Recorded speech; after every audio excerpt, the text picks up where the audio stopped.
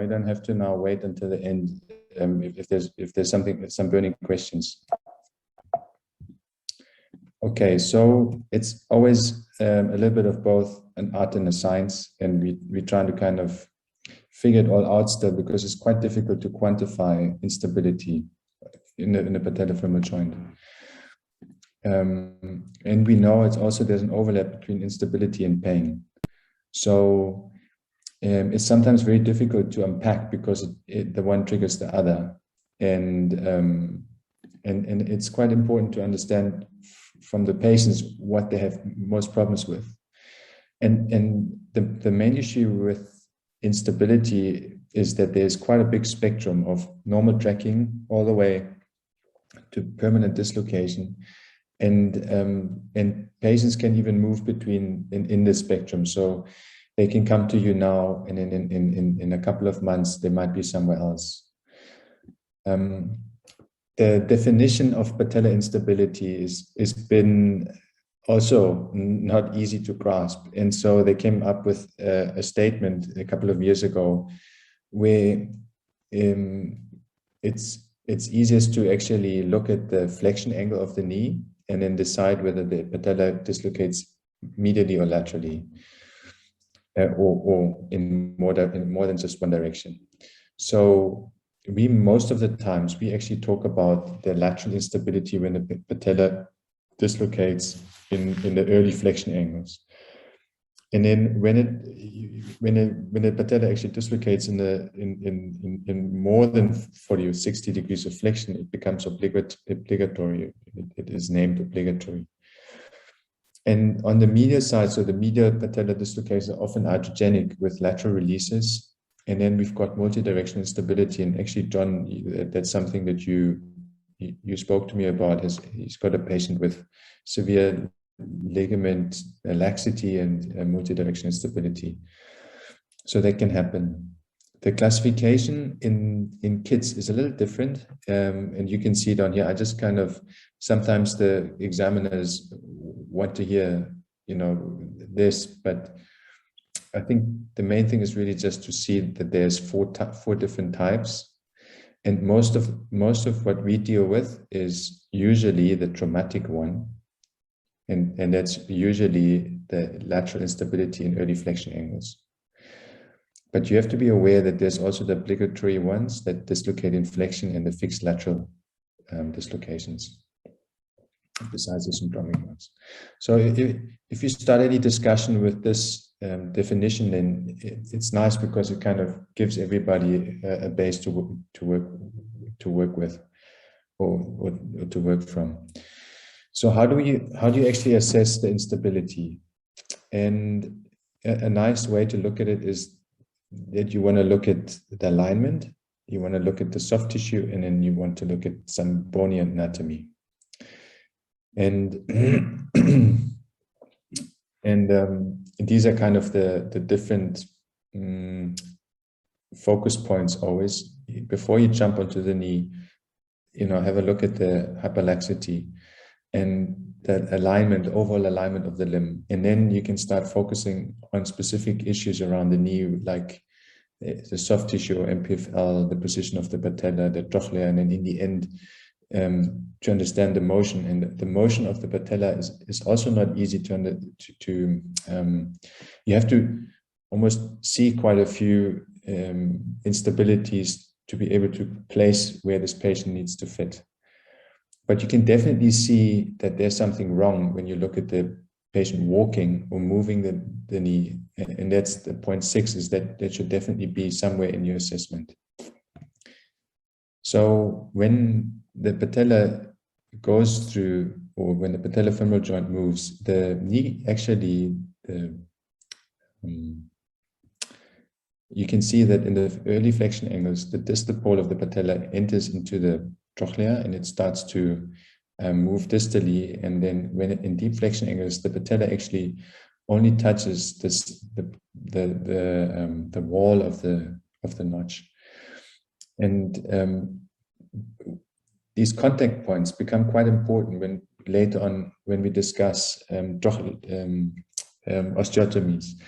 because you actually want to have a look at, before you start moving the patella with an osteotomy, a tibiotubercle osteotomy, you want to understand what happens to the contact pressures. And whether you move the patella medial or distal, what happens with the actual area of most pressure and of peak pressure. So that's a huge, it's a very crucial point always to understand in which flexion angle the contact points start to change. In the normal anatomy, of the patella is actually the tibiofemoral joint. The axis of the patellofemoral joint doesn't follow the tibiofemoral joint. It's got a little bit of valgus, and that actually reflects in the trochlea as well. And I'm sure Dave will speak about this a little bit more of the shape of the trochlea and how the trochlea changes from proximal to distal, not just in the width, but also in the depth. So I think he'll go through that a little bit more. The medial stabilizers, there we've got two ways to look at it, from the inside out or from the outside in. Now, when you look at it from the inside out, there's these structures that kind of jump out, and obviously it's quite robust fibers, and most of the fibers are attached to the proximal pole of the proximal third of the patella, which is the MPFL, but it also has connections to the tibia, to the meniscus, and also to the quadriceps tendon up here. And so when surgeons look, this was an Smigalski is an anatomist. So Laprade actually, as a surgeon, has a different picture, because he wants to reconstruct his ligaments. And so you can see that there's the MPFL that attaches from somewhere around the medial epicondyl. We get to that a little bit later. But also that there's connections to the meniscus and to the tibia. And so the MPFL is the most important ligament in the early flexion angles. So that's when the patella dislocates laterally or moves laterally in the early flexion. That's actually the most important ligament that keeps the patella in line. And then the medial patellar tibial ligament is a ligament that keeps the patella medial in flexion, and it also makes sure that the patellar rotation during the movement stays aligned. So these other ligaments have a very important function, but we normally don't see it in our practice as much, because we often see the early flexion angle problems. And you can also see it. That's basically what you see here is basically what I've just told you, is that the MPFL in 0 to 30 degrees has got more stability, but if some of the other structures can take over some of the stability, but are more important in flexion. So this is also a key understanding, is that the MPFL is tightest in the first 20%, at the 20 degrees of flexion. So you can see this is the medial side. This is the MPFL right here, and they haven't cut this MPFL in 15 degrees of extension, and then it becomes looser, and there's more space here in flexion. And this is just a curve that shows the same relationship, that basically, as the flexion angle increases, the resistant force decreases. So basically, the MPFL should be tight in the first 30 degrees of extension, and then should be loose in flexion. And that's important, and John will probably tell you about it later on, when he talks about the technique. And this is a very busy slide, but in the end, you want to kind of, when you talk about the stabilizers, there's soft tissue stabilizers, bony stabilizers, and their alignment also has something to do with stability of the patella. And The media stabilizers make sure that the dynamic ones and static ones, and the dynamic ones are actually quite important. If you look at this big VMO inserting on the quadriceps tendon femoral ligament, which is this structure here, by pulling on this, it actually does give you a big stabilizing function, and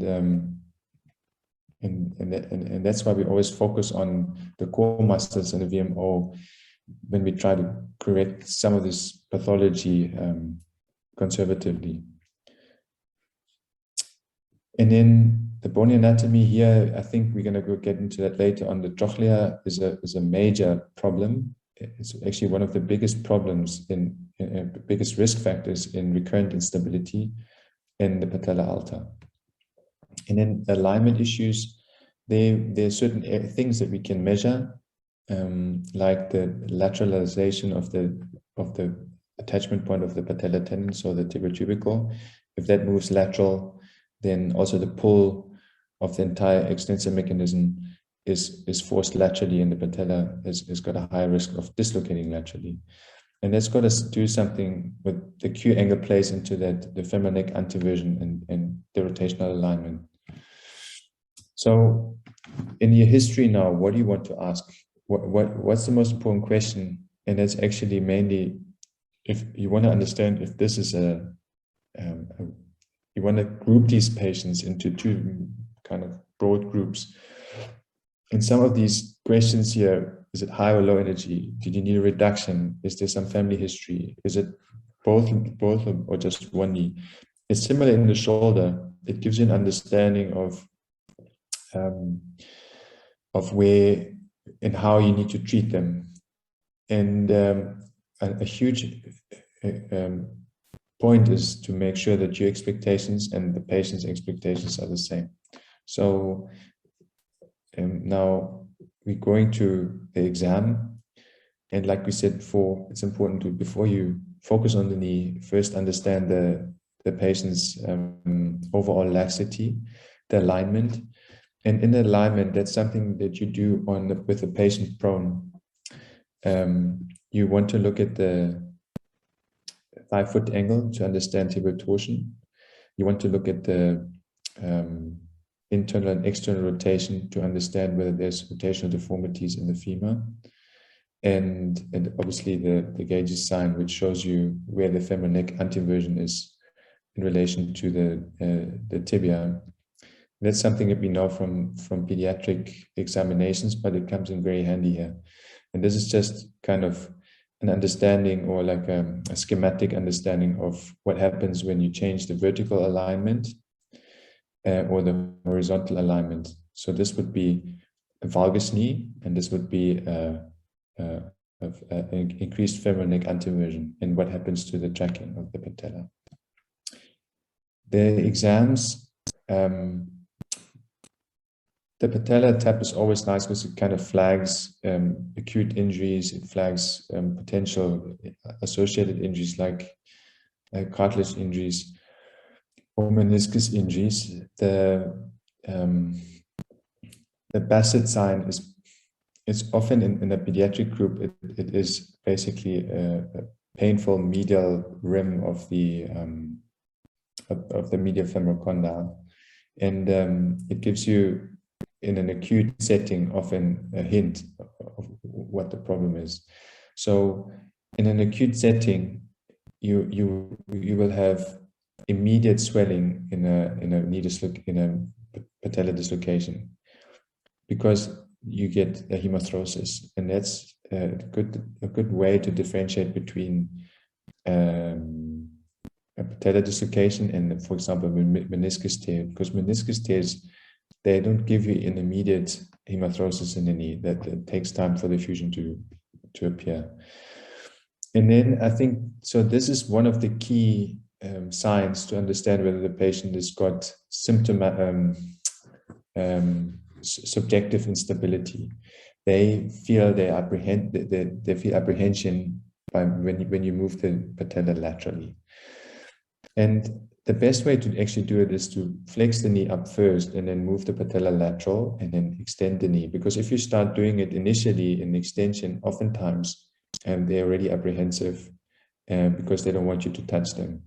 But when the kneecap is located and in the inflection, it's a little bit less painful to them. And so you can basically start inflection and then go to extension, move the knee medial, the patella lateral. And similar to the relocation test in the shoulder, you can also now do the opposite. You can push the patella lateral to medial and then see if the pain improves with apprehension. It's positive when they pain, when they say they feel apprehension, and when the quadriceps contracts. We've got these patella glide tests that show us the laxity in the knee. And then we can figure out how to look at motion. So this is a J sign. So that you can see the knee, the patella basically moves in extension, moves proximal, and then at the last bit of the extension, it moves lateral. So that's a kind of a sign of malalignment or maltracking, sorry. And here on this side, you can see that we've done surgery here. There's a tubical osteotomy down here, and then there's an MPFL, and hopefully the J sign is not as bad. Okay, so that's the J sign.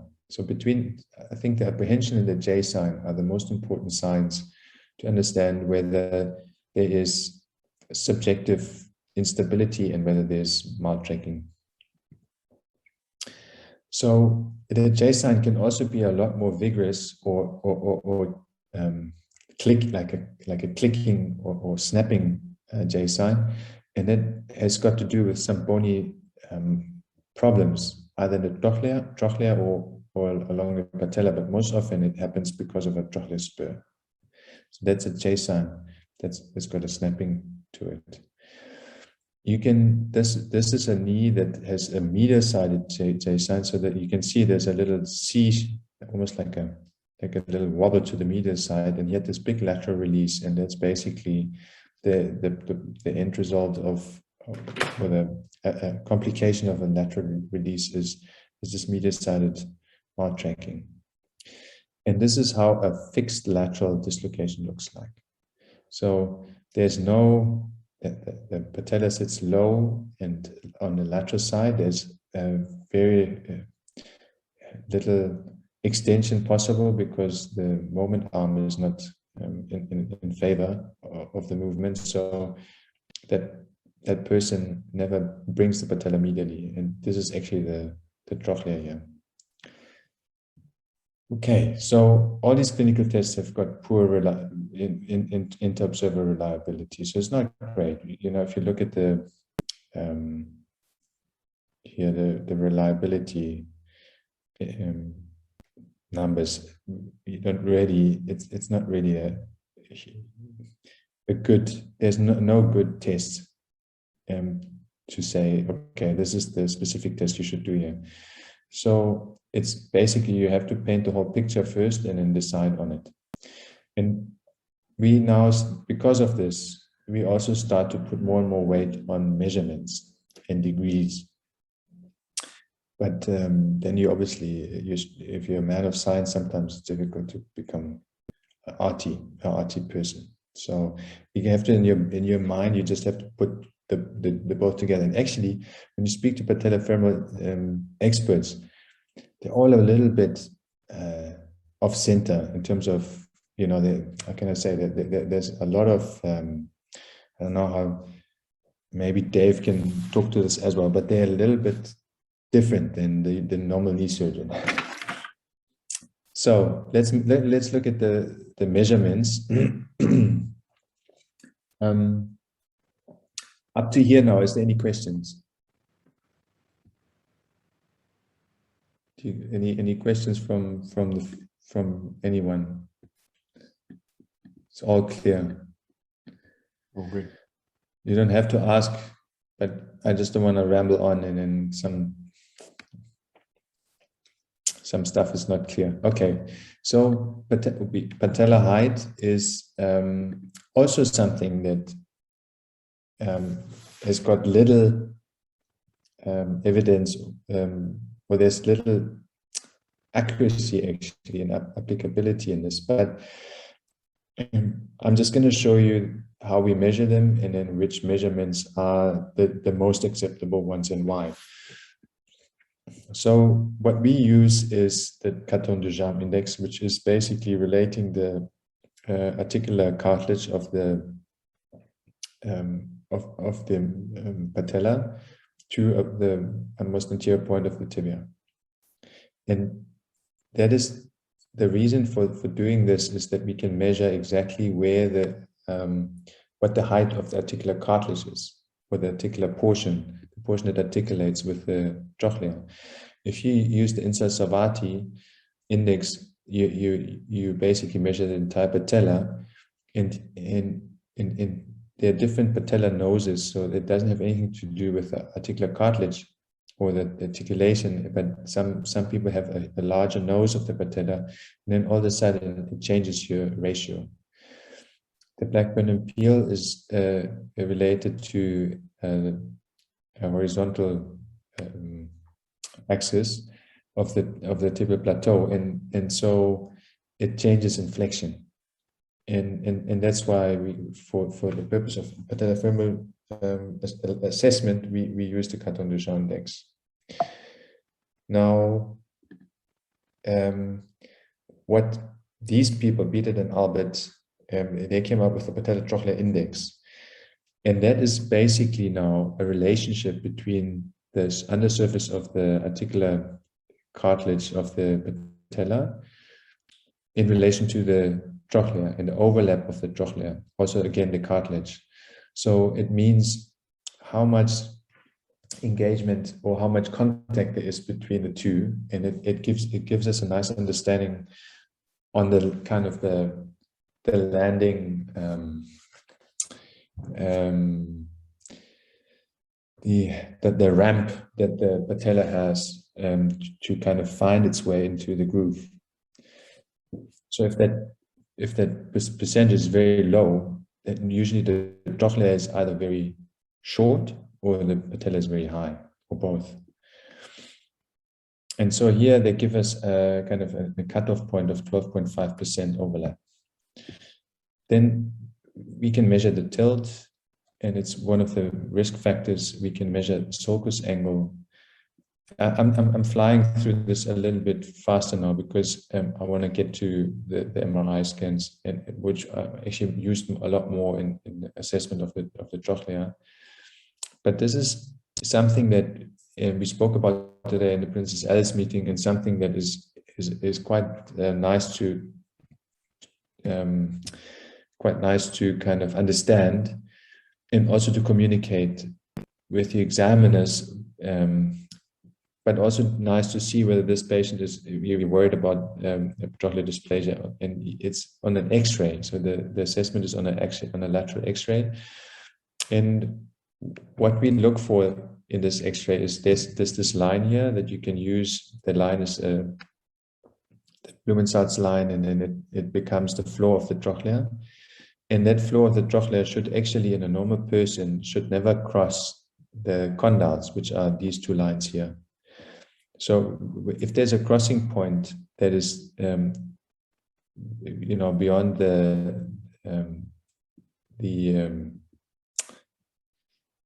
the box, then it becomes a shallow trochlea, and the further distal this crossing point is, the further the flatter the trochlea is, or the shorter. So besides this crossing sign, there's another feature of trochlear dysplasia, which is a trochlear spur and a double contour sign. Now, this is how it looks in this would be a double contour sign. I can show you here maybe better. So the spur is usually a prominent point that sits on proximal to the trochlea, or at the proximal part of the trochlea, and it prevents the kneecap, the patella, from entering into the trochlea, and then it basically hits that bump and then has to move lateral or medial, and oftentimes it moves lateral and then it dislocates.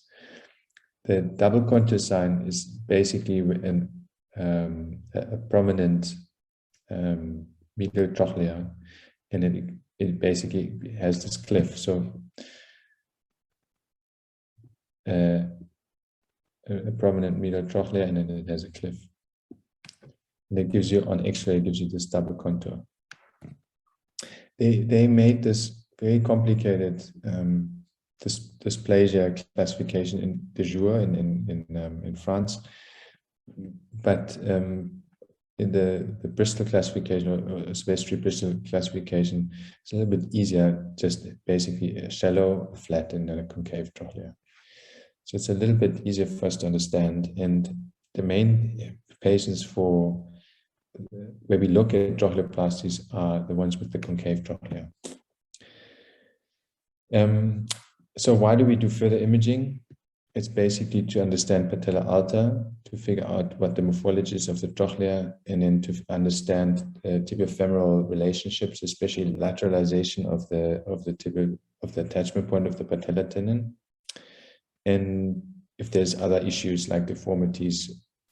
But it also, and especially in acute dislocation, gives us a good view of associated injuries. MPFL injuries can be seen, but it's logic with the patellar dislocation. And we see often in an acute setting, we see a medial patellar facet and a lateral femoral condyle injury. So it's very much the same as in the shoulder, where you have a Hill-Sachs and lesion. The same happens here. It happens when the patella is reduced again. So now, looking at patella, at the position of the tibial tubercle, and people have tried to relate that to the trochlea, and they called it the tibial tubercle, trochlear groove index or measurement, and there's a kind of a cutoff point of 20, which is a little bit arbitrary. The challenge is that the groove is often not really seen, or can be seen in a flat trochlea, and the cutoff points, or the relation, the size also should actually depend on the size of the patient. So in a smaller patient, it should probably be less, in a bigger patient, more. And it changes when with rotation of the tibia and flexion angles, and that's why Cameron Anley, who's actually a shoulder surgeon now, he published this during his fellowship in the States, and he found that there was a better relationship to be measured from a point of the PCL, so it's the TT-PCL distance now. But most people would probably be happy for you to know the TTDG, the tubercle trochlear groove index, or distance, and then the TT-PCL distance is something that is irrespective of, or it negates the rotation of the femur.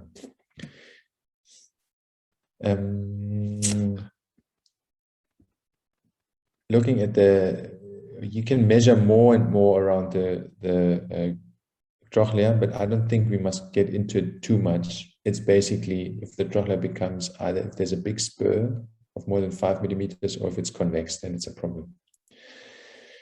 Then also the trochlear depth and the lateral trochlear angle, or the facet asymmetry. These are all things that I think are a little bit more too detailed. This is nice to know. So out of all these factors, now remember, these guys are a little bit different knee surgeons. So you've got this complex problem in front of you. You've looked at this patient, you've analyzed everything, you've got all these numbers, but we still don't really know how to use these numbers to make a decision. So the Lyon guys came up with the Lyon factors, which are basically areas of or indicators of risk of redislocation. And these are kind of some of the cutoff points that they found. If you have you know, most of the people with lateral dislocations have got some of these factors in at least two.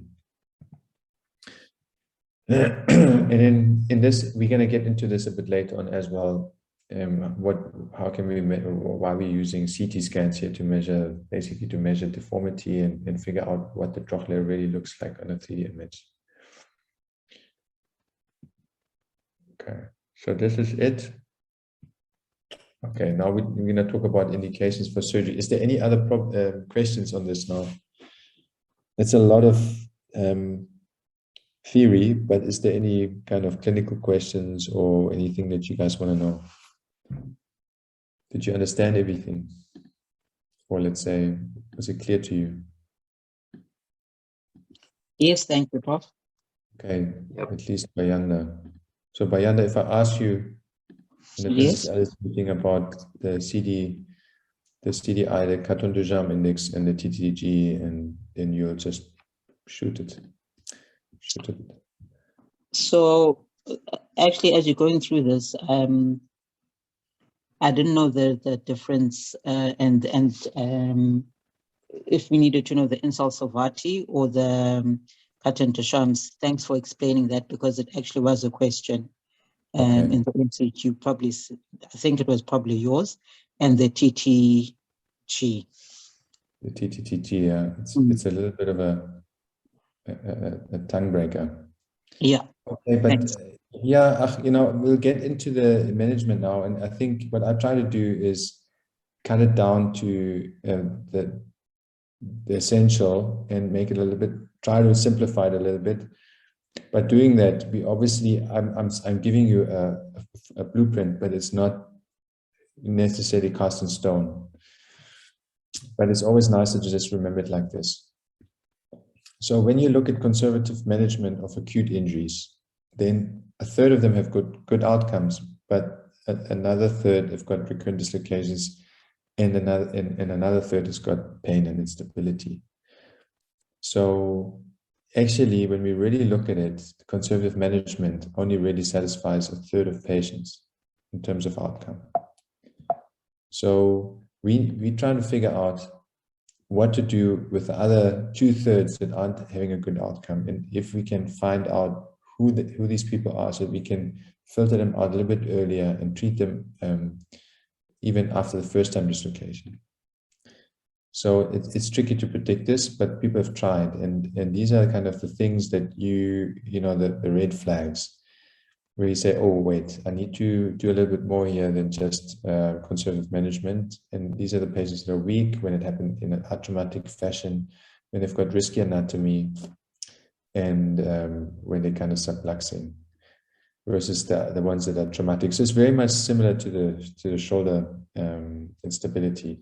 There's also, and this is, you don't have to remember any of these kind of details. Just remember that there's also a score that you can use to help you with the decision whether a patient should have immediate surgery after the first time dislocation, or whether they can be treated conservatively first.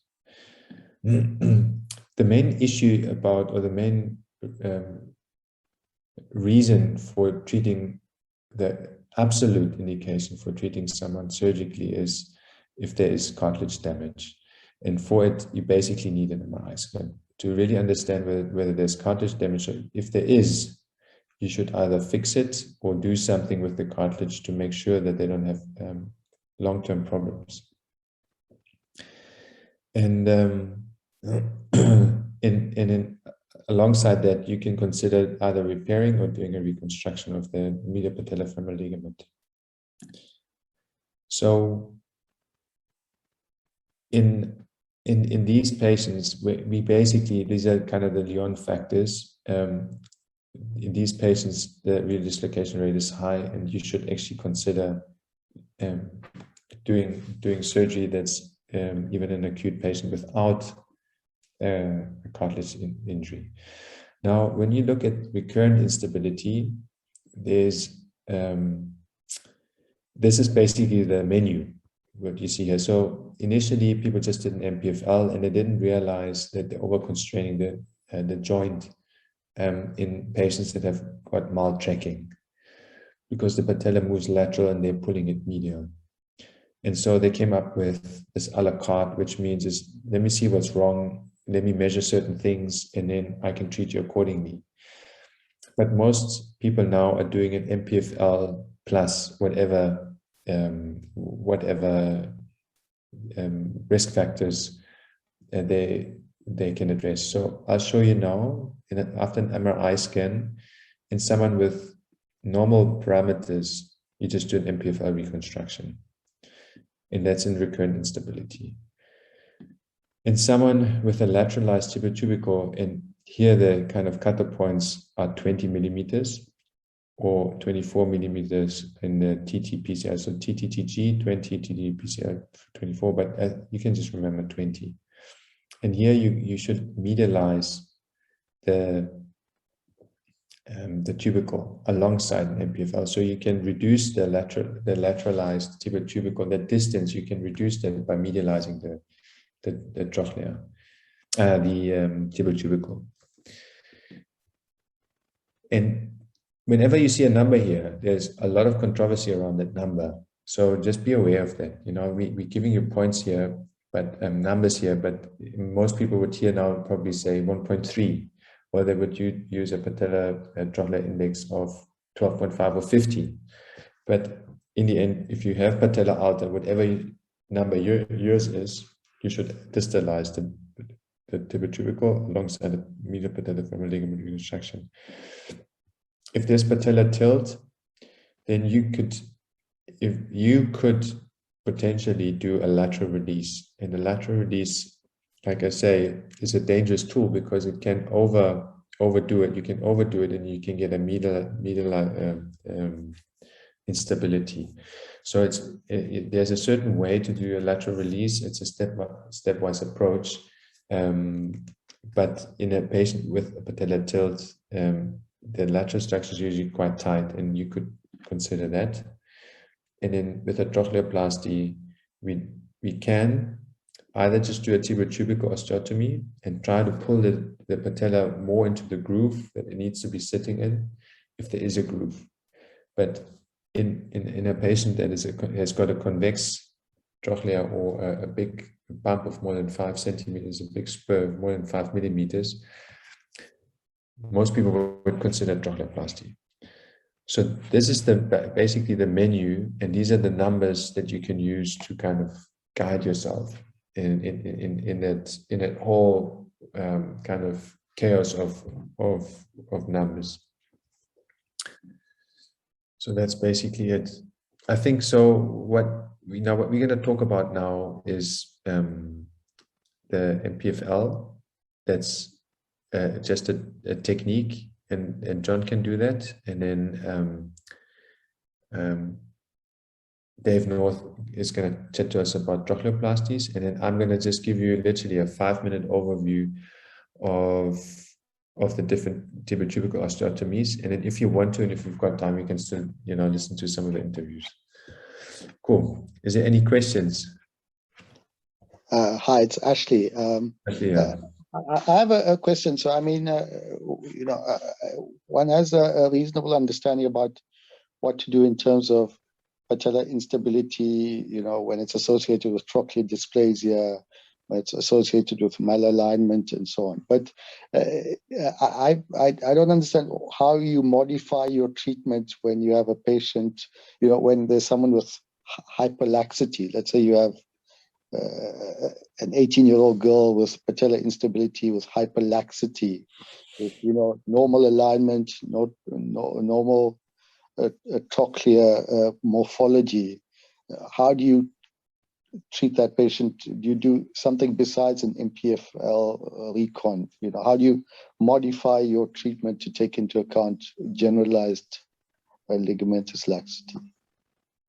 Yeah, it's a very good question, Ashley, and we don't have an answer to it. We just know that they don't do as well, or there's a higher risk of instability, of recurrent instability even after reconstruction. But they fall into this into this group here. So they're within normal limits. There's no anatomic no anatomic risk factors within the patellofemoral joint, but the risk factor is just that they've got looser or more lax tissue. Dave, what do you do with them? Maybe Dave is still. Hi, Michael. Yeah, Yeah. so the tricky group, actually, there was a study which they published recently, or not the last couple of years on them, where they looked, so there's no doubt they do better. So you still do MPFL reconstruction. They improve, but they just don't do as well as the group that doesn't have hyperlaxity. So there's, unfortunately, you just got to counsel them beforehand that it's a risk factor for a poorer outcome. But there's, yeah, if there's no other anatomical factors, it's still an MPFL reconstruction. Yeah, so the main issue around that is that they can also try, dislocate medially, especially the ones that are very, very lax. And I think John has got a patient like this. I don't know if he spoke to you about it, Dave, but he's got a patient that's dislocating medially and laterally without, any surgery done before. And then it becomes really tricky because you almost have to do medial and lateral ligament reconstructions on the patellofemoral joint and not over constraining it, but still giving it enough stability. It's really a difficult kind of case. John, did you get feedback from Spike? I did, Prof. Yeah, so this poor girl is profoundly hyperlax and having almost 3 lateral patella dislocations a week, and now recently had a medial one. Spike isn't convinced that she actually had a medial one. He thinks she might have been looking at the medial femoral condyle, and he recommends just going ahead with the MPFL and see what happens. I haven't called her back in to chat to her about it. But Prof, I wanted to ask your opinion on like a mandatory MRIs in the skeletally immature patient with a first-time patella dislocation. What's your thoughts on that? It's very easy for me to answer because I've got the means, or we've got the means usually to get an MRI scan. But in an area where it's tough to get an MRI scan, where you wait a long time, it's not that easy to to figure out what to do and who to give that MRI scan to. But certainly in most centers here, but also overseas, you get an MRI scan, for first-time dislocators. And the main thing is just that you want to exclude cartilage or osteochondral defects, and obviously assess risk factors, because an X-ray is okay to kind of flag certain things that you see on a lateral X-ray that makes you think about a trochlear dysplasia, but it's not the same as having an MRI scan. Why are you struggling to get MRI scans, John? No, I've been getting them routinely. It's just my number of MRIs I'm sending for is definitely climbing. I'm expecting a phone call. Yeah. I know it becomes almost like the HB of a knee surgeon now, but I think especially for the patellofemoral and especially in the immature patients, I would definitely try to get an MRI scan. Yeah, I think I'm going to stick to the young ones getting MRIs, and maybe the older ones I'll let slide. Yeah, it's tricky, because what's an older patient? 20 or 30 or what? It's not an easy kind of consideration to say who do MRI scan if you have to restrict it. Okay, any other questions? No other questions. Everything is clear. Okay, cool. John, do you want to quickly give us an idea of how a technique, an MPFL reconstruction technique looks like, a safe one? Sure, I'll do that, Prof. If you stop sharing yours, I'll share my screen.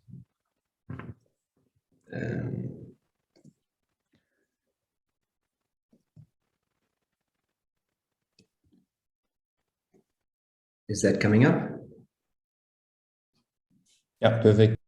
Okay, so I'm going to spend the next couple of minutes speaking about the MPFL surgical technique. So a bit of background, as we know, the MPFL is the workhorse of MPFL of patella instability surgery, but MPFLs don't always do well, is a little rhyme that I found. So 25% complication rate, with 16% of them requiring reoperation in a few studies. So attention to technique is important, and not only understanding the technique, but also understanding why we follow the principles of mentioned in the techniques to try and avoid the many complications that you can come across. Just to mention, it's not part of the talk, but the fact that arthroscopy at the time of reconstruction does have a lot of value. Assessing for concomitant lesions, also assessing the patella tracking during your reconstruction. And if you're adding, as Prof mentioned, TT osteotomies to see what you're doing. Important to understand that you're not trying to constrain a mal-tracking patella with an MPFL reconstruction, but I think that's been explained very well already. So with chondral lesions, a lot of details here that I don't have much time for, so they're very common, especially in the skeletally immature, hence the discussion about MRIs, and go and look for them and address them, which is a topic for another talk, as they're not so easy to sort out and often have ongoing niggling problems for the patient in the future. So first you have to decide, what are you going to reconstruct? I like the term proximal medial patellar restraints. I think we use the term MPFL commonly and forget that there are others. Prof has shown a very similar picture to this one. The main ones that I'm going to speak about are the MPFL and the MQTFL. So the medial quadriceps tendon femoral ligament, because both of these can be addressed with fairly easy to copy surgeries. Once you've decided what you're going to do, you need to decide what you're going to use to do it. So the graft options here needs to be quite long, because the MPFL, if we go back and look at the anatomy of the MPFL, you can see how the tendon, it spans out as it heads towards its patellar insertion. Its patellar insertion over here in the proximal half, as was alluded to earlier. So we do this by using a double-stranded graft. So you need a fair amount of length. In contrast to grafts that you do elsewhere in the knee, for example, the ACL, the PCL, where the load to failure of the native ligament is much, much, much higher. The load to failure of the native MPFL is only 200 newtons, there or thereabouts. So you're allowed to have a bit of a thinner ligament, about 5 millimeters thick, recommended by Laprade. So you start off with your patella and femoral tunnels. So I'll speak about the patella tunnel first. The incision that's described is a longitudinal incision, almost in line with the fibers, the medial fibers of the patella tendon.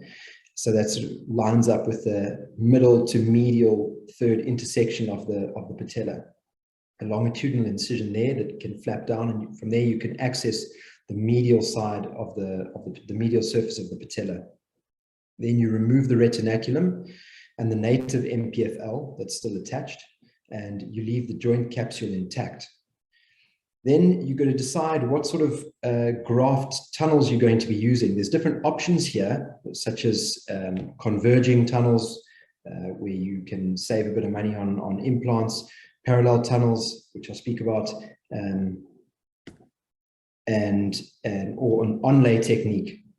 I think it doesn't necessarily matter what technique you're going to be using, but you have to understand the principles of how you're going to do it and what you must be careful of. So number one, you're aiming for the proximal half of the patella. Now in small patellas, this can sometimes run you into trouble. If you've got to try and have 15 millimeters of space between your tunnels, that means you have to be starting really right proximal 5 millimeters from the proximal end of the patella to give yourself enough space. Otherwise, these tunnels can converge. If these tunnels blow out the anterior cortex of the patella, this obviously places the patient at significant risk of a patella fracture, which is one of the sort of more devastating complications of the surgery. And then Yeah, a small patella tunnels may join. I've said that already. With regards to the femoral fixation, the adductor tubercle is probably of the structures on the medial side of the knee the easiest to find. And the reason it's the easiest to find is because you can follow the adductor magnus. So once you've got the adductor magnus, you can follow that and work on your anatomy from there. So longitudinal incision from the adductor magnus. There are percutaneous procedures described where you're purely using radiography, but there are some downsides to that, as we'll speak about. Palpate the adductor magnus, get to the adductor tubercle, and then understand that your MPFL, the point on the distal femur, is much more focal than it is on the patella. So here you're about 2 millimeters anterior and 4 millimeters distal to your adductor tubercle. A nice tip that Prof told me here is try not to use diathermies. Once you start burning structures, everything starts feeling like a tubercle or an epicondyle. So sharp dissection and then get your point. Schottel has described a radiographic way of finding this point. I think we've all come across this and know of it from before, but just to go over it again, it's important that it's a true lateral. So if it's not a true lateral, you're going to be off on your anatomy, which is why in the beginning, I think, at least for me, I focus on a little bit more of an exposure than a percutaneous there. So I sort of have belts and braces, radiography as well as anatomy. The line drawn down the posterior cortex of the femur, and then 2 lines perpendicular to that. So the first one is a line from where the posterior aspect of the medial femoral condyle intersects the posterior cortex, and the other one is a line that intersects the most posterior aspect of Blumenstadt's line. And right where the green dot and red circle there is about where Schottel has described his point. Just while you're dissecting, be aware of the saphenous nerve and specifically the infrapatellar branch. I've used this diagram over here to try and explain a concept. So when you're checking your MPFL isometry, remember the MPFL is not an isometric ligament. It's a ligament that functions more in extension. It's not meant to be a restraint in flexion. So it's a check rein to lateral translation and extension. You don't want your ligament to tighten as you progress through flexion. If you do, you're going to overconstrain, give the patient pain, and lead to stiffness. So just a fairly simple schematic here that I've drawn, with the blue being the MPFL reconstruction. As your patella goes into into flexion down to 120 degrees here, I've changed the color of the MPFL to red if you find that it's tightening. So this is in theory, a hypothetical theater situation, and a nice easy way to solve it. So your origin or your insertion point was there. By distalizing, so you move in the plane of where your tension is, you're shortening it. Seems very simple on this diagram, but when there's a lot going on in theatre, it's nice to have a fairly simple concept in your mind to fall back onto. And then finally, graft placement and tensioning. So with your graft, the MPFL, native MPFL, lies just distal to the VMO in the second layer of the medial, on the medial side of the knee. So it's between the superficial retinaculum and the joint capsule. Leprard describes tightening or setting the tension at 60 degrees. And the reason for this is that at 60 degrees, the patella is the furthest away from your femoral insertion of the MPFL. So as it goes over 60 to 70 degrees and into 80, 90, 100, 120, the patella moves a little bit closer. So your ligament will, in theory, loosen if you're in the correct position.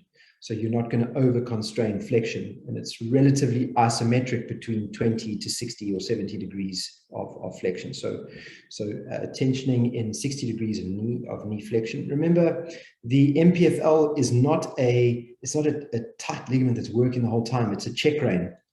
So one way of checking how much tension you have or how much tension you should have in your MPFL reconstruction is in extension of the knee. looking at how much patellar translation it allows. And if you remember Prof's diagram earlier, where we were looking at patellar translation, you're allowed 1 to 2 quadrants of lateral translation with the lateral force, not more than that. So once again, coming back to these proximal medial patellar restraints, the MPFL is the most widely spoken about, definitely the most popular of the cousins. The MQTFL, however, is perhaps growing in popularity. It's definitely a distinct anatomical structure. It's been well described. And it inserts on the distal quadriceps tendon. Its femoral origin is very close to the MPFL, but not exactly the same. But it is close. It's just proximal to the MPFL attachment. So reconstructing this ligament has a few appealing characteristics. Number one, you aren't drilling any tunnels into the patella, so your risk of patellar fracture is completely negated. You are, instead of using bone tunnels with fairly expensive implants, you're making tendon tunnels where you can have a continuous loop. So there's less cost, less implants. And the people the authors who describe the technique have a really nice way, if you can find the adductor tubercle, almost a way of not needing to rely on fluoroscopy and the potential errors that may come in. So it's not something that I've tried, but it is something that I'd be quite interested in, the MQTFL reconstruction. And then I'm not going to speak about the rehabilitation, just to say that, you know, redislocation is up to 4%, and apprehension and subluxation 11%. So these patients need to be counseled pre-op. It's not a panacea. Thanks, Prof. Thanks very much, John. Is there any questions from you guys?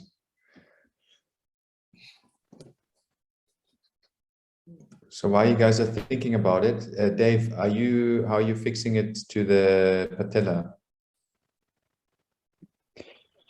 Michael, so I do a tunnel with an endo button.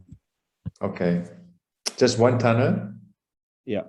Okay, and then how do you find the right spot on the femur?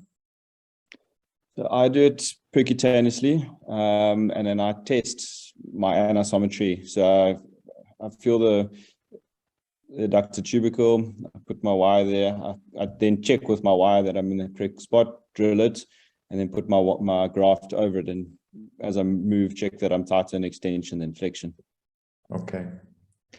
You know, I've been starting to do more of these quadriceps tendon femoral ligament reconstructions because it was after I spoke to Fulkerson and I asked him about the femoral tunnel, and he's like, no man, the femoral tunnel is easy. They all do a big incision, they look at the adductor tubercle, and then they kind of just drill it right next to it. But he says it's a lot more difficult to find the right spot on the patella, and I thought, well, why is that? You know, but he says, look, because it's difficult to figure out where exactly the underlying articular contact point or contact areas of the patella. When you are only feeling it from proximal, you basically feel the patellar nose, and in someone with a large patellar nose, you know, you might think that you are in the proximal third, you know, middle third junction, but you're actually putting it way too distal.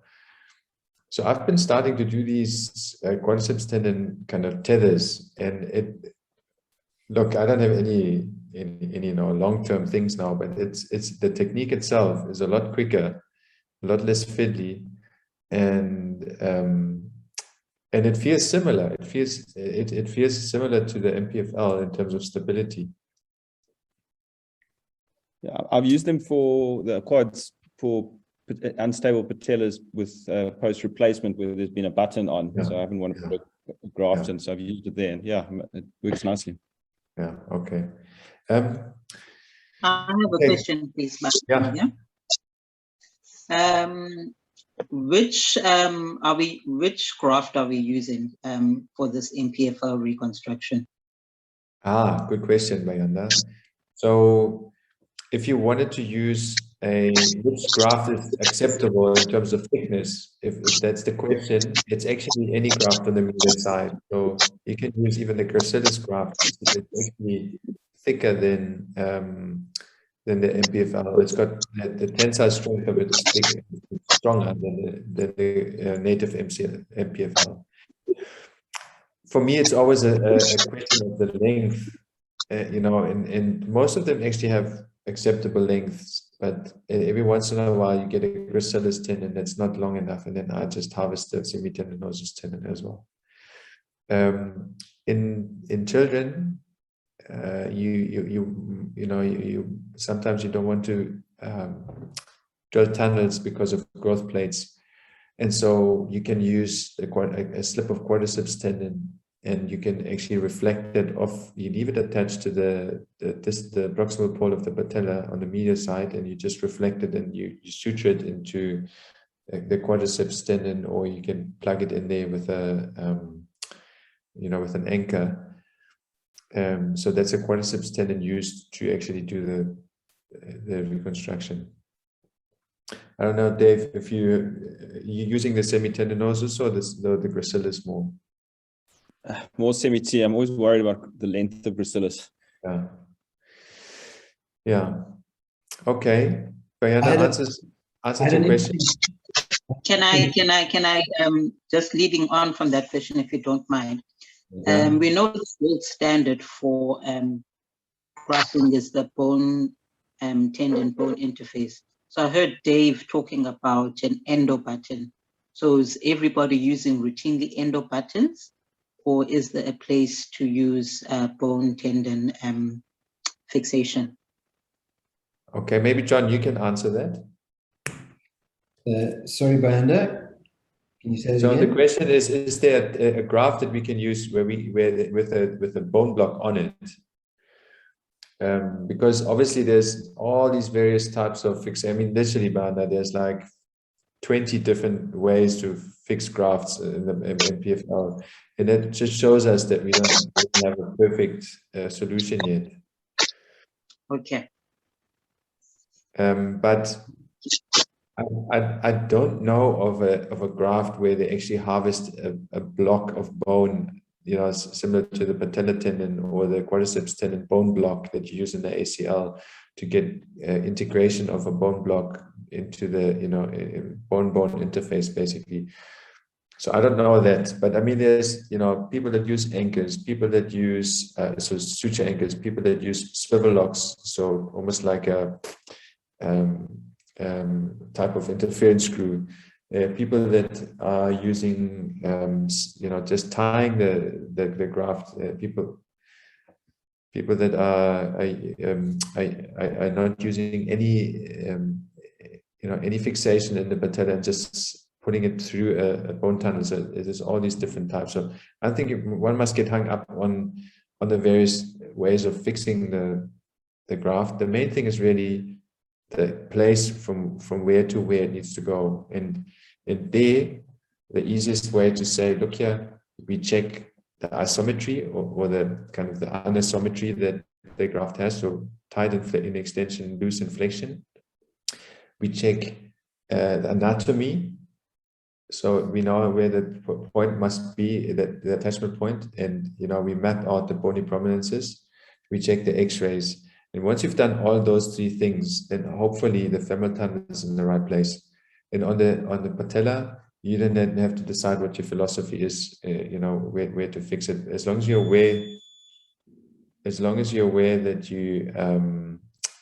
you are potentially risking patella fracture with bigger tunnels. Okay, guys, let's move on. Dave, do you want to give a quick kind of overview of trophoblasties? Yeah, I'll do that. I'm not going to go over the assessment and imaging again. I think you've covered all that. Yeah. I think, John, are you still sharing? Yeah, John, maybe unshare.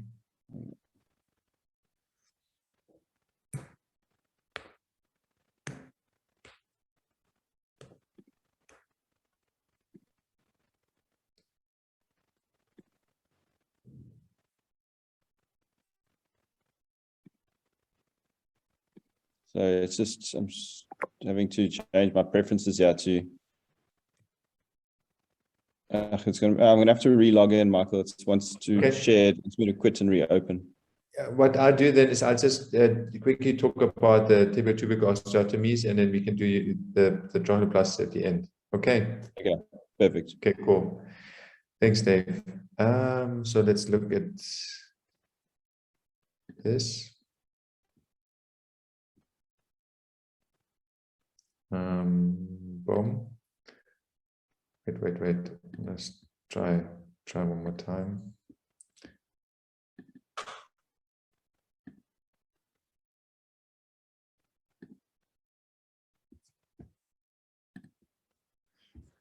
Okay, so that's just an overview.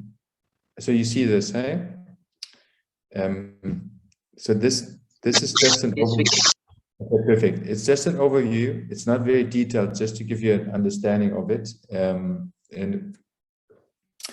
the main kind of image is this here, is that if you go with your dog and you take your dog around the block, you want to always pull on the dog.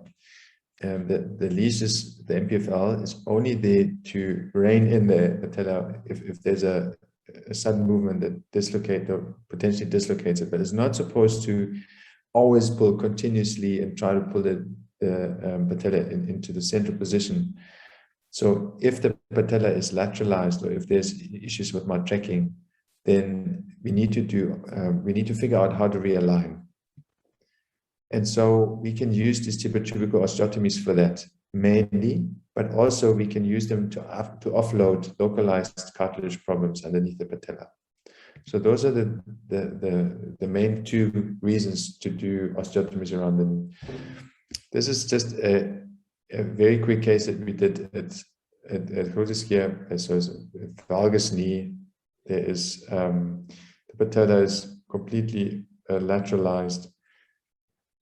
He had some infection as a child. We have this TTDT that's very bad, and then we've got the femoral neck anteversion that's also more than limit. So in these cases, if you just do an MPFL reconstruction, you maybe prevent instability, but you're creating a huge problem for the patient in the future in terms of arthritis. So let's look at the tibiotubical osteotomies. The principle really is that we want to align and offload, but you need to realize that sometimes you're actually loading it. So if the patella cartilage wear is in the wrong position for the osteotomy, you're actually overloading it, not offloading it. So it's important before you think about considering, or we consider doing a tibiotubical osteotomy, you need to figure out where's the cartilage wear of the patella to be able to, to say, okay, well, I'm actually doing the right thing for the cartilage. You don't want to overcorrect it. If you overcorrect, if you over-medialize or over-distalize the tibiotubical, it has a huge effect on the contact pressure, and it can cause you serious problems in the future. And you want to, when you do the osteotomy itself, you want to keep with the saw blade, you want to keep in one plane. What happens when the osteotomy is done in different planes, or when there's a kind of curve to the osteotomy, is that you can't predict the correction as much. You don't have as much contact points, so you have a higher risk of non-union. So that's an important thing.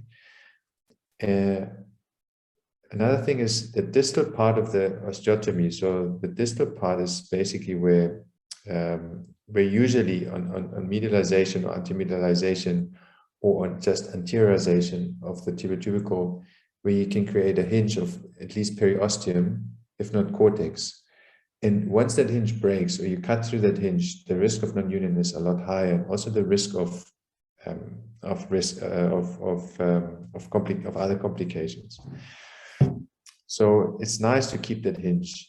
And then, by the way, that's also the same for tibiotubical osteotomies in arthroplasty. And then a kind of a thumbsuck figure, but something that is always kind of, it must be in the back of your mind, is that you want to use a big chunk of bone, because you know, if you're cutting a sliver of tuberosity away that's very short, you don't have a lot of contact area and you have a higher risk of non-union. And the same is for the screw fixation. You want to actually have quite a few screws in there, at least 3, if not 4. And you want to countersink them so that when the patient starts kneeling on the tip of tuberosity, it doesn't give them problems. And then the rehab is very similar then for fractures. So, you know, it's very limited weight bearing in the first 4 weeks with decreased flexion. And then slowly over the next couple of weeks, you build the flexion in and you start letting the patient weight bear. So those principles you can actually, in any osteotomy, they work. So the first osteotomy to talk about, which is almost starting to fade away, is the Mackay procedure, and that's mainly done to offload the patella, and it was done for patellofemoral pain and also for mild osteoarthritis. The problem is that the thicker this bone chunk is that you wedge into the gap. So what they did is they cut 8 centimeters to 10 centimeters of the tibial tuberosity down, and then left it attached distally, and it just opened up that space and put a bone block into that space. They didn't actually often do screw fixations here because it was basically just wedged, that bone was wedged in there. But by anteriorization of the tibial tubercle, there's always a risk of wound closure and breakdown. And so that it was basically slowly starting to get out of favor. Elmsley and Trillard, there was another guy called Rue, and he kind of came up with, let's medialize the tibial tubercle, and they kind of formalized it and described the procedure a little bit better, and that's why they attached their names to it. But actually, what the procedure is basically trying to medialize the tibial tubercle and decreasing the TTDG, and it's mainly done for patellar instability. But it's not done to offload the cartilage. So it can't give you, it doesn't decrease contact pressures as such.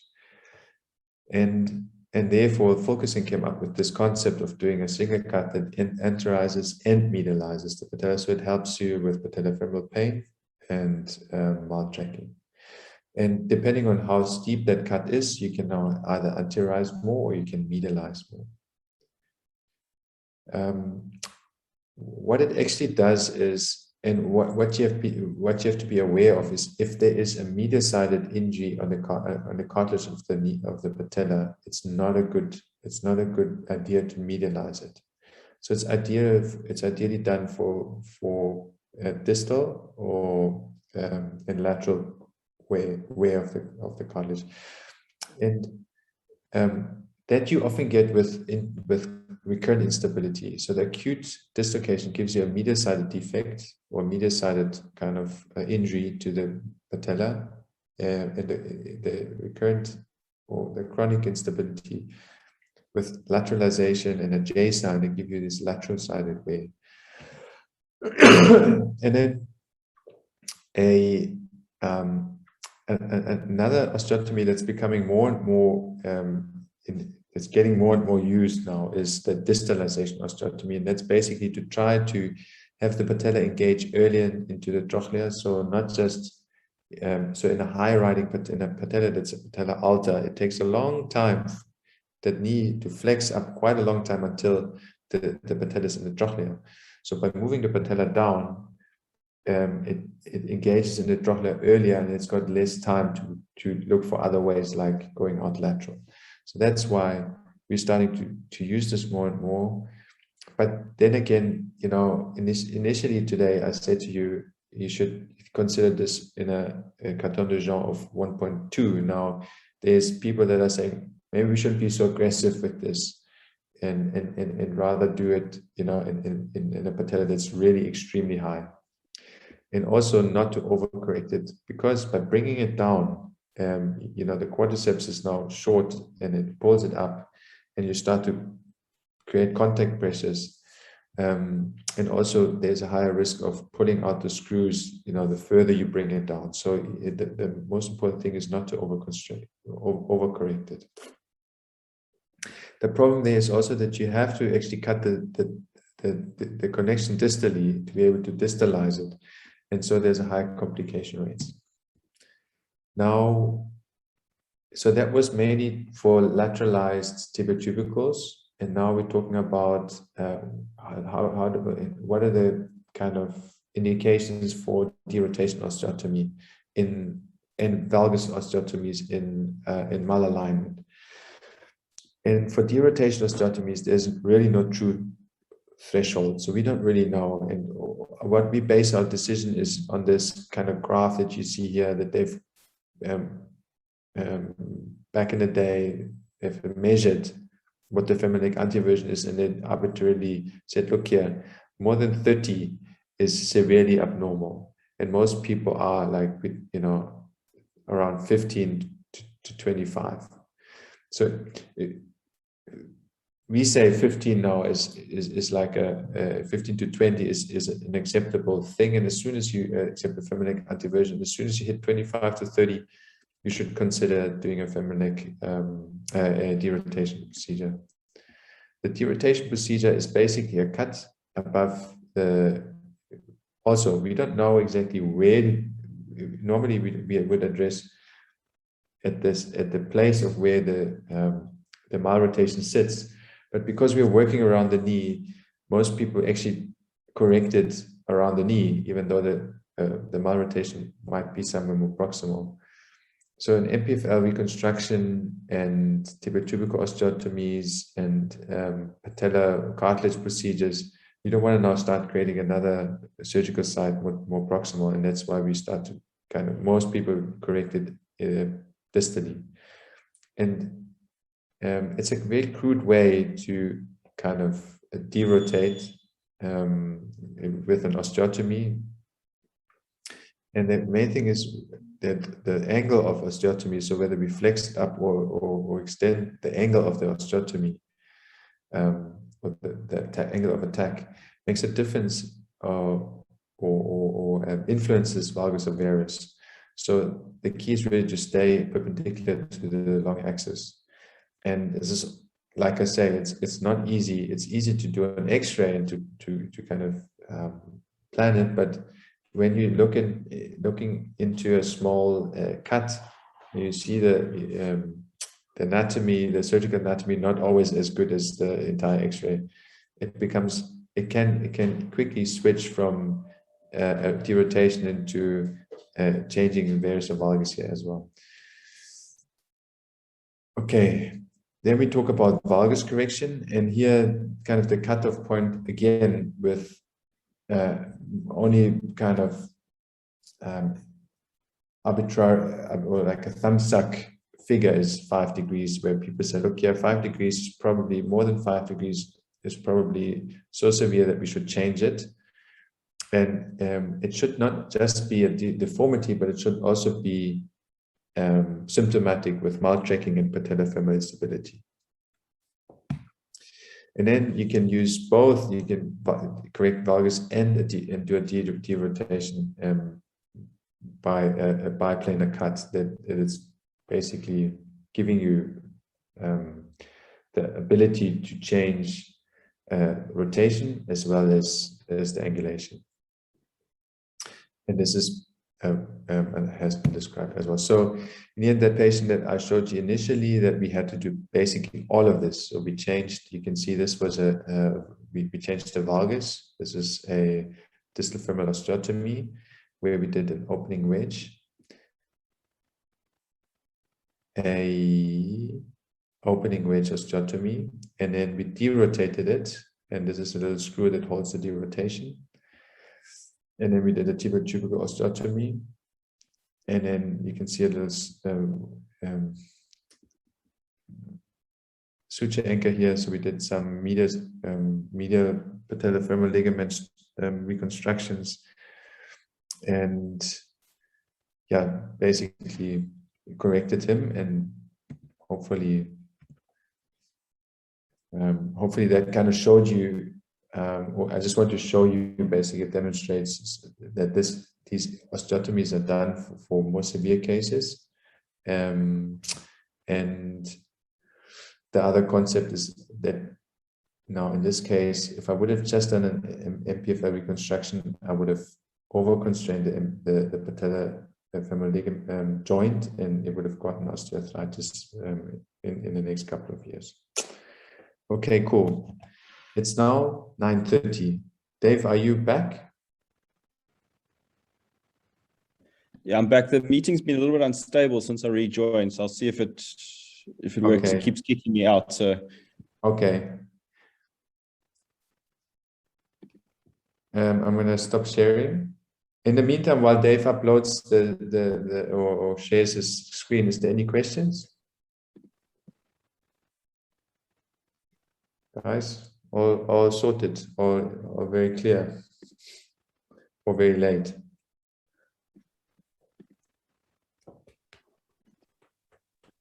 Prof, all all right, can you hear clear me, here. Michael? Yeah, I can see you, Dave, and I can hear you, Benjamin. Benjamin, you can speak? All right, so No, Prof, I was the just saying connection's all quite poor. So clear. if you can't hear me, just let me know. Yeah, okay, go ahead, Dave. All right. So we're going to be looking at, as Michael said, there's this group of patients with the osteotomies that do poorly. If you just do an MPFL, you're over-constrained. And the same thing applies to the trochlear dysplasia, or the shape of the trochlea. So we've heard trochlear dysplasia is common in instability. So in the Jure study, 96% of patients had instability, dysplasia. But very few of those are severe. So it's a very small group of patients that we're considering for trochleoplasty. So what's the importance of it? So the trochlea leads to patellar maltracking if it's dysplastic, and there's a decreased contact area between the two cartilage surfaces, between the patella and the trochlea, which increases the contact forces. And that leads to early arthritis, and especially if you over-constrain that with an MPFL reconstruction, that's too tight. So what happens then with instability? So the abnormal trochlea and the supratrochlear spur prevent the patella from engaging in the trochlea, and there's increased laterally directed forces, which then predisposes either to lateral tracking or to recurrent episodes of instability. So we've seen the classification by de Jure. The problem is there's poor inter and intra observer reliability. So again, as Michael said, I used the Ostrowski-Bristol classification, and that convex group, so group 4, is a group that we'd consider for a trochleoplasty. Okay, so the trochleoplasty aims to recreate the anatomy of the trochlea, and that might sound simple, but it's and we'll go through the different techniques. Most techniques don't do that. So if you're comparing in meta-analyses trochleoplasties, a lot of different types, and not all are equal. So essentially what we're wanting to do is create a trochlea that's more proximally, so it's the proximal realignment, is more lateral and is broader, and then as it goes towards the notch, becomes shallower and narrower, deeper and narrower, and it's broader and flatter, more proximal, and we want to remove the supratrochlear prominence.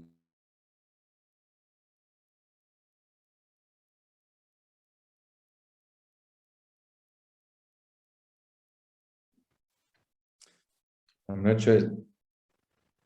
Is Dave now? I think Dave has been kicked out, eh? Are you guys still there, or We are all still here. I think he's okay, been so kicked Dave out. is gone. Ah, shit. I wonder if I must show you just a video now. Man, Dave has obviously stayed up so late now to give his talk. Let me just quickly phone him and find out, because there's load shedding. Yeah, he's phoning me now. Dave, do you have load shedding? Okay. Shit, man. Okay. Listen, I'm going to show a quick video, and then so don't worry about it. So you're not able to come online, hey? Yeah. Oh, fuck. Okay. Van Dave, but thanks very much for being there for the discussions as well. Fuck, it's been nice to see that talk. Okay, no problem. Okay, cool. All right. Bye. Bye. Okay. All right, guys. These are the options: go to bed, or chill with the kids, or the wife, or the husband, or look at any of this stuff here. I don't. Oh wait, let me share this. So you must tell me now, because I don't want to force it onto you. But if there's someone, or if you guys want to look at some of this stuff, then you're more than welcome. I can show it to you. So we can focus in as like a 5-minute or 7-minute thing on osteotomies. Nicolau was here a couple of years ago, and he's a pediatric guy. He talks about pediatric MPFL and treating pediatric instability. Schöttler, there's a video on osteotomies and versus MPFL and what he thinks is more important. And then Arendt is a lady from the States. She's actually the first orthopedic. I think she was the first orthopedic female registrar in the States, and she focuses on patellofemoral instability. And there's a nice kind of talk of about 8 minutes on trochleoplasty, or we can just stop. It's up to you. I don't know who must make that call now. I'm not going to make it. I'll let you decide on your own destiny. Let's ask the red rep. He can answer. Yes. So you can be the arsehole that lets everybody spend more time here, or play them all. You guys can decide. I mean, I'm thinking, we're pretty much 9:30 is like the cutoff, but you're more than welcome to listen.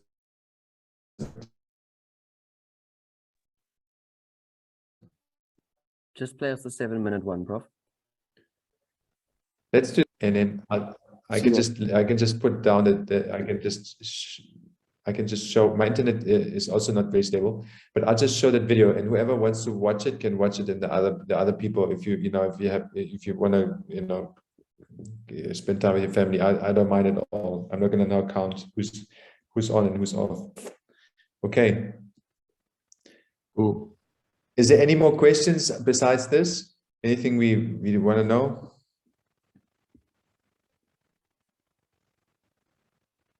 Okay. Yeah, it's always a problem, when we do these online meetings, and it's not very interaction, not very. There's not a lot of interaction there. Let's see.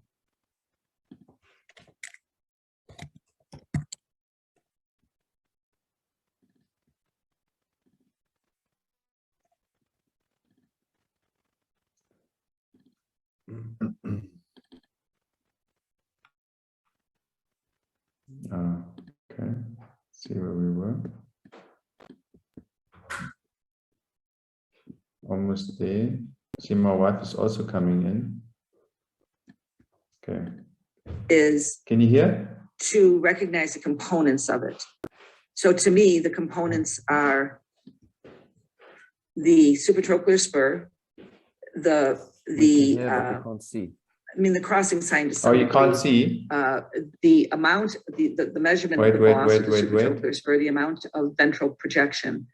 And I think secondarily, the shape of the proximal sulcus. And you can get that, best by MRI or low flexion radiograph, but you certainly have a suggestion of it in your clinic with a low flexion radiograph, but the real proximal trochlea can only be seen by UD and extension. So either CT or MRI.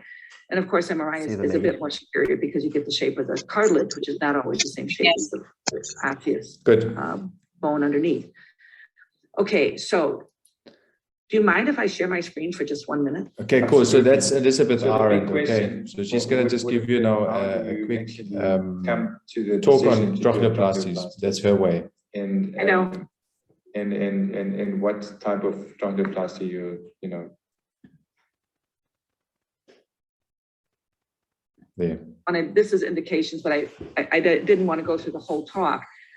But I just wanted to say, so this is a little bit formalized. You know, there really are two major ones: the trochlear osteotomy, which has become known as the osteotomy because typically a cut is made, and that's popularized by the Lyon School and Henri and David Dejeur, which is considered a thick flap, now being said 5 millimeters. And then the thin flap trochlear osteotomy is popularized by Bereder of Switzerland, which initially was an open surgical technique and now has been an arthroscopic technique as well. And I'm just going to go through a little bit of in my mind. So the patient selection is, for me, it has to have a big J sign on physical exam. I wouldn't say that's the only time I do it, but that to me is the first time that I would start to say, they need something bony for sure. A soft tissue, I don't think will stabilize a big J sign. And that bony procedure, and again, I won't go through all of it, could be femoral derotation osteotomy if you have high aversion, or high-grade trochlear dysplasia. Now, the reason that I talk about significant patella-alta, so like in this picture, you know, you have, regardless of what you're going to call it, you don't have patella-alta of any significance. You have a pretty decent groove. So you're not only looking at alta, but where does that groove cut out? So it's the length of the groove that I think is missing in the classification of trochlear dysplasia. And then it's not only the length of the groove, like or the height, the proximal height of the groove, but how quickly does it become deep? So this person has a pretty decent groove nearly right away, and that's very different than somebody who might be 2 or 3 millimeters, like all the way down into deep flexion. And then this is just examples of J signs. I thought I had this running. This is I've got to thank Dan Green for this one, but it's pretty remarkable. So, and you asked, one of the questions you asked was, what about a soft J sign and a hard J sign?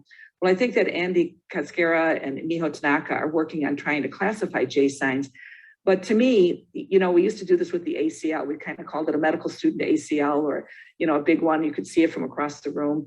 And to me, a J sign that you can kind of see and not feel, that sounds kind of silly, but that you can see and not feel is a clunk.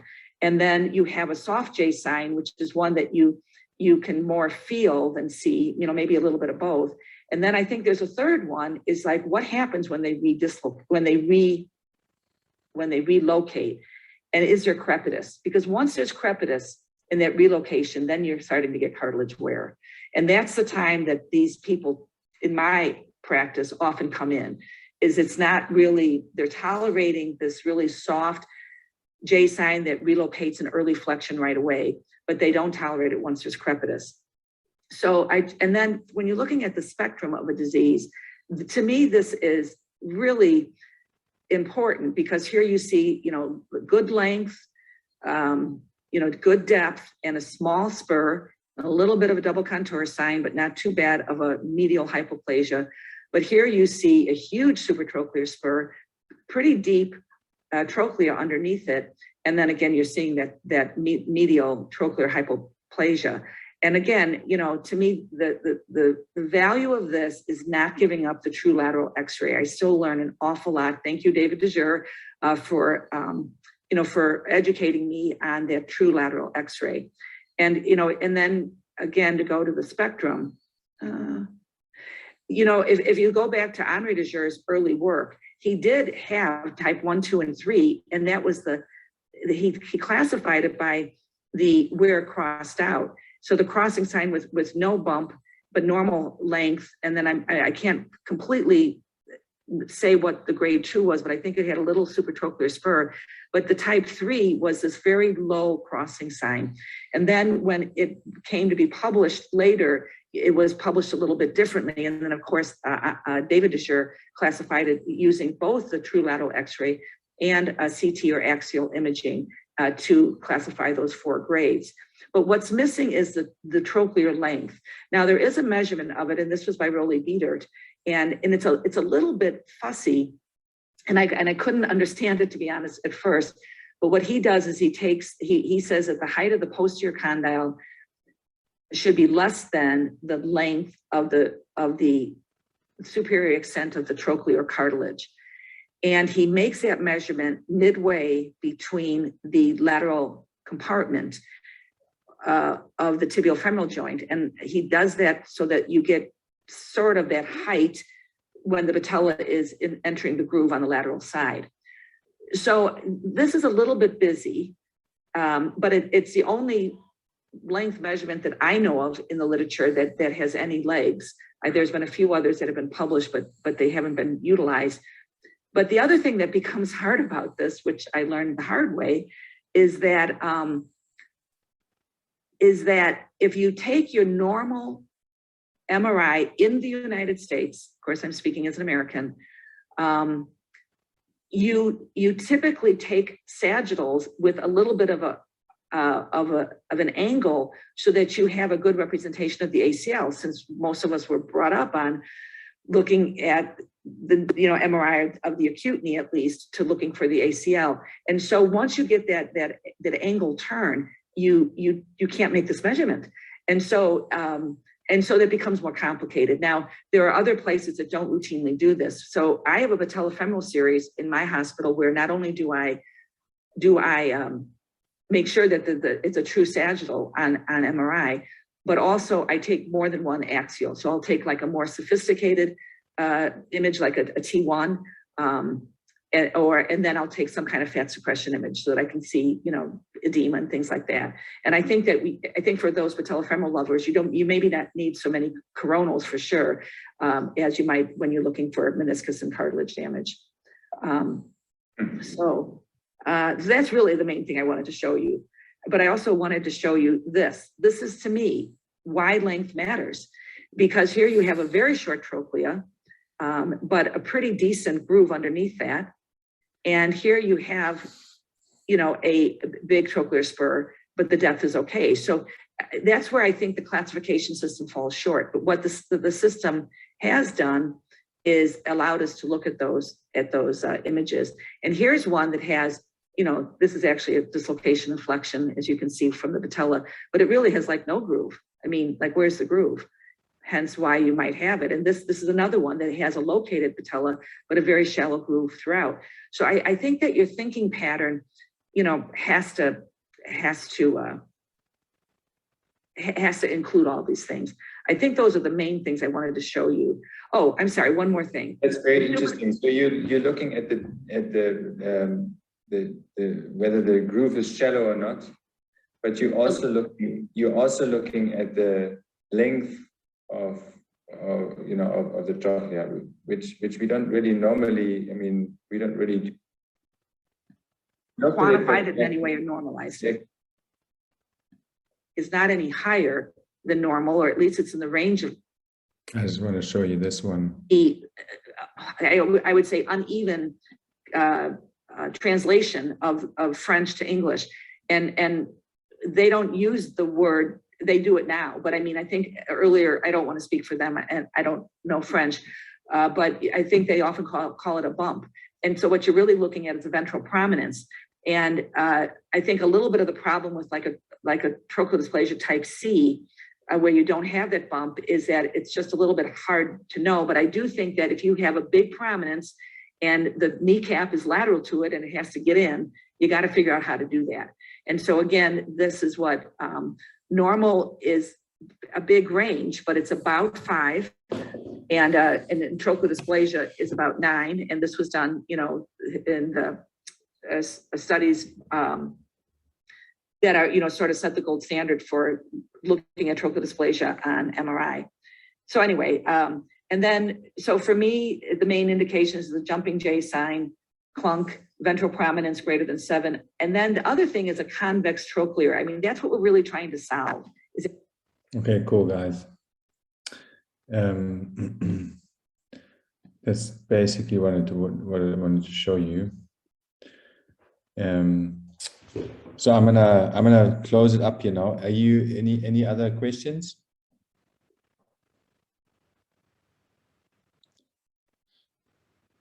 We stuck it out there. It's almost 10 o'clock. My wife is already in the here in the side room, so I have to stop.